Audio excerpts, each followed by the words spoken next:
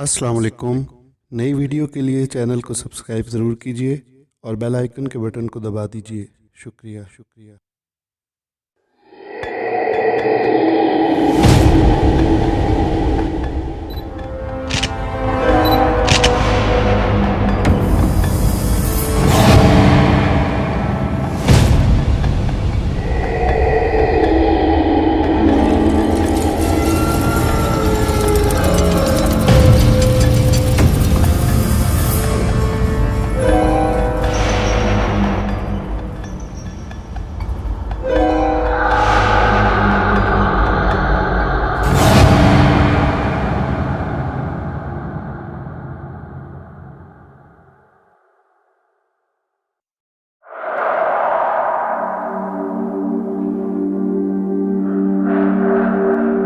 ये 1904 का जिक्र है। एक साहब ने मुझसे कहा कि दरगाह हज़रत ख्वाजा निज़ामुद्दीन औलिया रहमतुल्लाह अलैह दिल्ली के करीब कोई कुआं नहीं है, जबकि बावली का पानी खारा है। अगर आप कहें तो दरगाह के मशरकी दरवाजे पर कुआं बनवा दूं? मैंने कहा, हाँ साहब, यहाँ मीठे पानी की बहुत तकलीफ़ है, शायद कुएं का पानी मीठा निकल आए। इन साहब ने कहा, मगर यहाँ कब्रें बहुत ज़्यादा हैं, कुआं खोदा गया तो कब्रों को तोड़ना पड़ेगा और इनकी बेहुरमती होगी। मैंने कहा, कब्रों की हड्डियां दूसरी जगह एहतियात से दफन कर देना, क्योंकि पानी की ज़रूरत बहुत ज़्यादा है। ये कहकर मैं तो इलाहाबाद चला गया और इन साहब ने कुआं खोदना शुरू किया। कब्रों से हड्डियां निकलती थीं तो दूसरी जगह अदब व एहतराम से दफन करा देते थे। यहाँ तक कि जब पानी के करीब पहुंचे तो वहां किसी आदमी का पूरा ढांचा नजर आया। सबको हैरत हुई कि बालाई कब्रों की हड्डियां टूटी हुई थीं, मगर इतनी गहरी जगह में ये पूरे आदमी का ढांचा क्यों कर बाकी रहा, और इतनी गहरी कब्रें किससे बनाई? बहरहाल इस ढांचे को देखकर मजदूर डर गए। उन्होंने इन हड्डियों को हाथ लगाने से इनकार किया तो कुआं खुदवाने वाले साहब खुद रस्से में टोकरा बांध कर कुएं में उतरे। उन्होंने कदाल हाथ में ले ढांचे के घुटने पर मारा ताकि हड्डियां तोड़कर ऊपर ले जाएं और किसी जगह दफन कर दें। कदाल के मारते ही इनका गोरा रंग काला हो गया और वो दीवानों की सी बातें करने लगे। जो मजदूर इनके साथ कुएं में गया था उसने इनको टोकरे में बांध दिया और बहुत मुश्किल से इनको बाहर लाया। कुएं के पास बहुत सी खलकत जमा हो गई। सब हैरान थे कि अभी तो इनका रंग गोरा था, अब ये ऐसे काले क्यों हो गए हैं। वो बार बार कहते थे, मेरे भांजे का पाँव तोड़ डाला, मेरे भांजे का पाँव तोड़ डाला।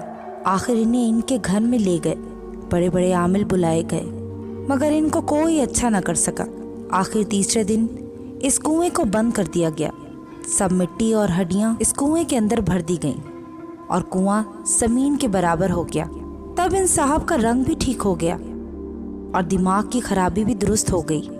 मैं इलाहाबाद के सफ़र से वापस आया तो मेरी बीवी ने सारा किस्सा मुझे सुनाया।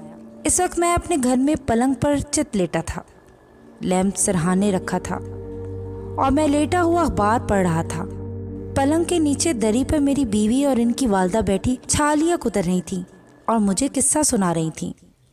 मैं पलंग पर उठकर बैठ गया और मैंने अपनी बीवी से पूछा, तुम समझी वो काले क्यों हुए और दीवाने क्यों हो गए? बीवी ने कहा, किसी बुजुर्ग का मज़ार था, उन्होंने बेअदबी की, मज़ार वालों की रूह ने इनको कब्र तोड़ने की सज़ा दी और वो काले और दीवाने हो गए। मगर जब इनके वारिसों ने कब्र बंद करा दी और कुआं भी बंद करा दिया तो रूह ने 3 दिन बाद इनकी खता माफ़ कर दी और वो अच्छे हो गए।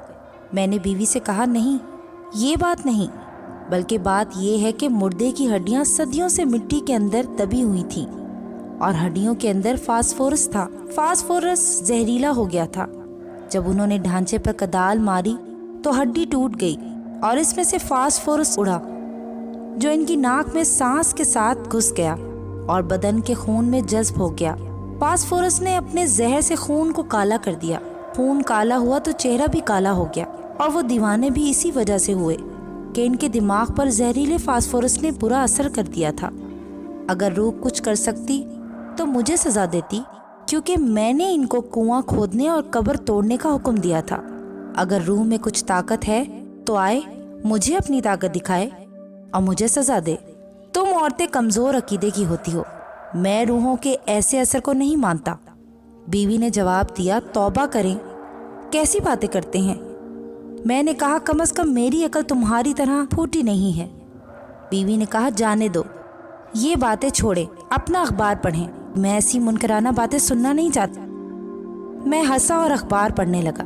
इन बातों को 5 मिनट भी नहीं हुए थे और मैं चित लेटा था कि किसी ने मेरे पाँव के तलवों में जैसे बिजली का तार लगा दिया। बिजली सनसन करती मेरे तमाम बदन में फैल गई और मुझे ऐसी तकलीफ हुई जिसको अल्फाज में अदा करना मुश्किल है। मेरी रग रग में छुनियाँ चलती मालूम हुई थी।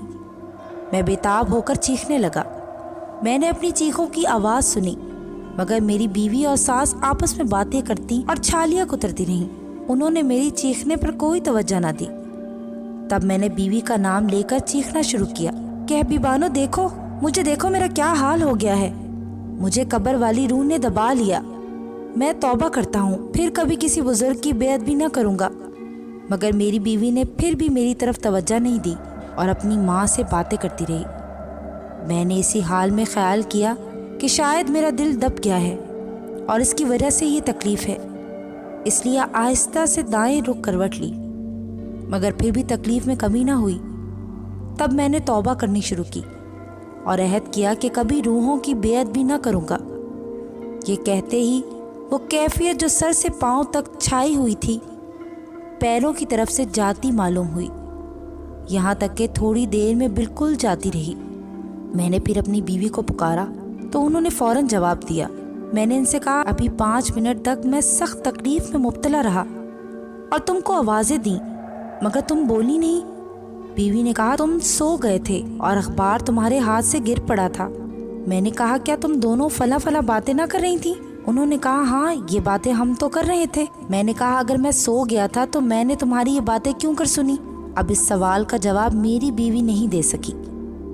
शायद साइंस इस बात पर कुछ रोशनी डाल सके। दोस्तों, ये कहानी आप हमारे चैनल डर की दुनिया पर सुन रहे थे।